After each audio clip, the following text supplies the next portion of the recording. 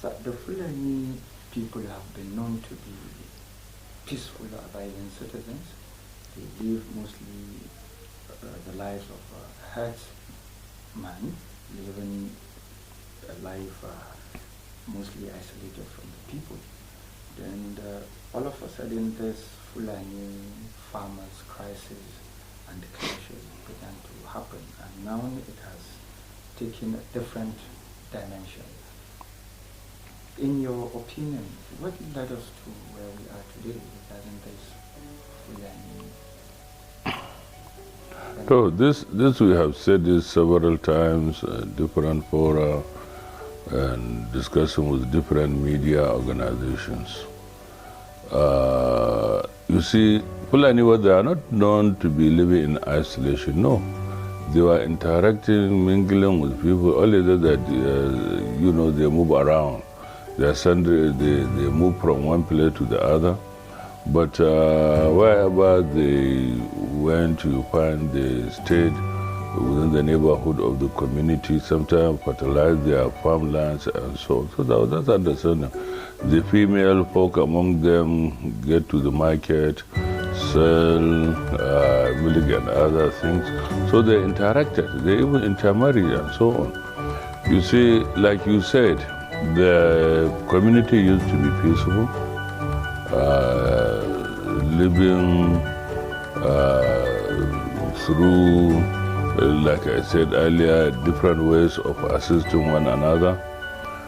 But due to the clashes that used to happen between the Fulani and herders, especially when some farmlands were encroached or destroyed, the failure of the authorities, that the traditional and modern authority, that the police and other agencies of government responsible for settling disputes, their failure to handle the issues in the interest of both parties led to the misunderstanding and the clashes between the Fulani largely and the farmers.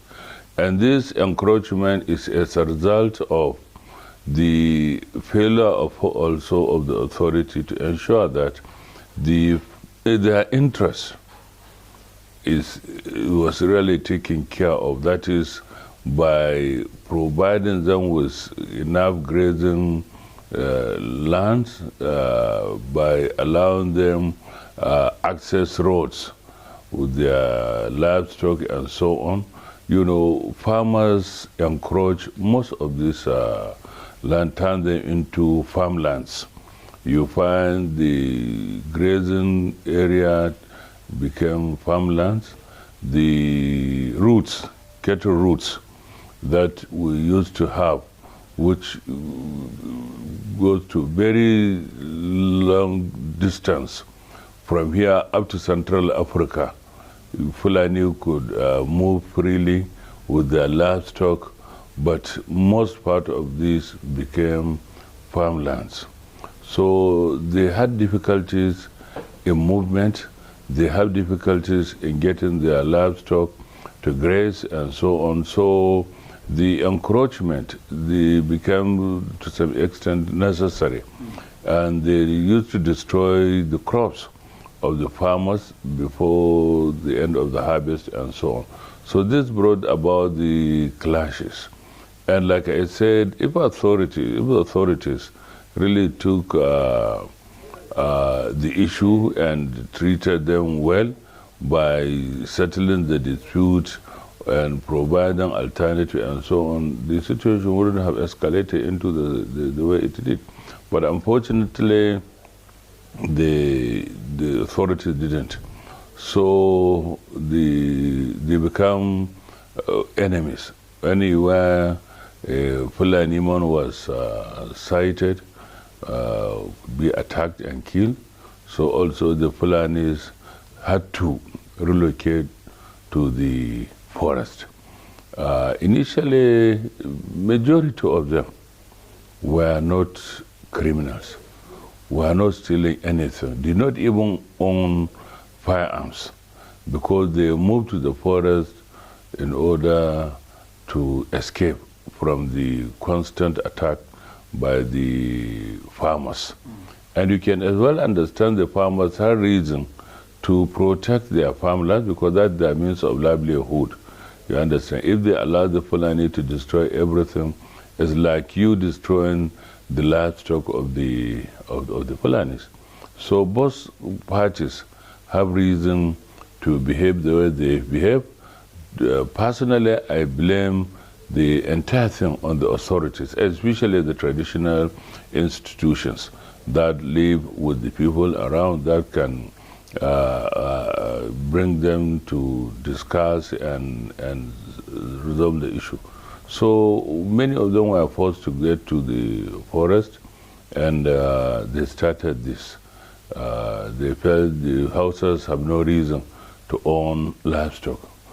So they started attacking them, taking them away.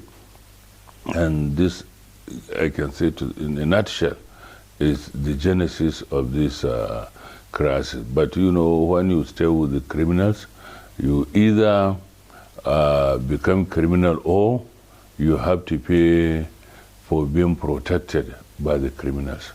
So gradually, majority turn out to become criminals. You have constantly pointed on the absence of authority, or authority not taking the necessary action, especially traditional rulers. And most believed during the local government reform, it stripped traditional rulers from having that power and authority they used to have.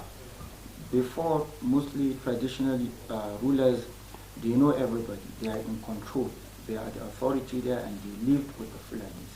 But with the reform of the local government, they don't have that power. They cannot call their people to order. So that gap that was created, most people believe it contributed in the escalation of this. You see, this is more theoretical. Okay. Still in the localities, although they lack the powers, the authority to punish, you understand, but still they settle disputes, and the local listen to them, respect them, they fear them, and they still pass some level of judgment on certain issues, you understand. When somebody is aggrieved and maybe his produce were destroyed, they still settle among the Fulani and the houses. They estimate how much damage is done and the cost, and they direct the Fulani man to pay. Okay, what they are saying is to some extent right. They don't have the authority to punish, they cannot jail, they cannot fine, they cannot, but still they can attempt to settle.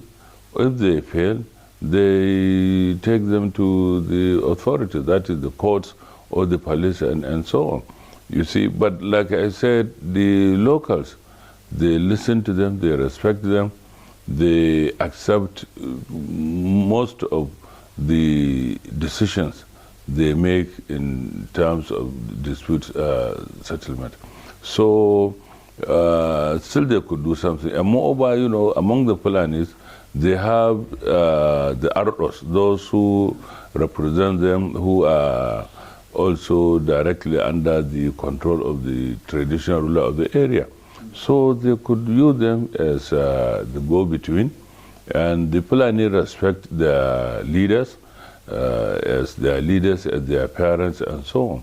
So that lack of synergy, communication, and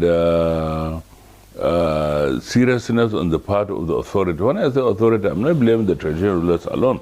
I also blame the other arms of authority, the police, the courts, and so on. So the government, for not taking necessary steps to ensure that the cattle routes are demarcated and insisted on.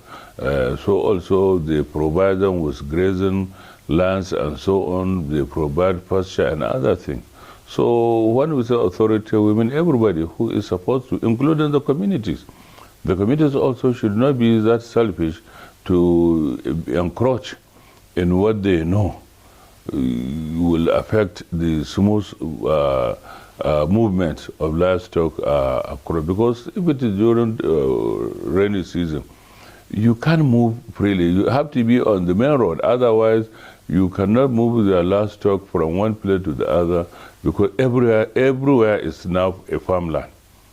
Everywhere is now a farmland. So people cannot, the Fulani cannot move freely. So in most cases, they have to really go through the farmlands, and you cannot avoid the animals from destroying some of these crops and so on. But sometimes we know they do that deliberately. They come invade certain farmland, destroy their crops, and the people, like I said, it's their only means of livelihood. So, sir, you've been part of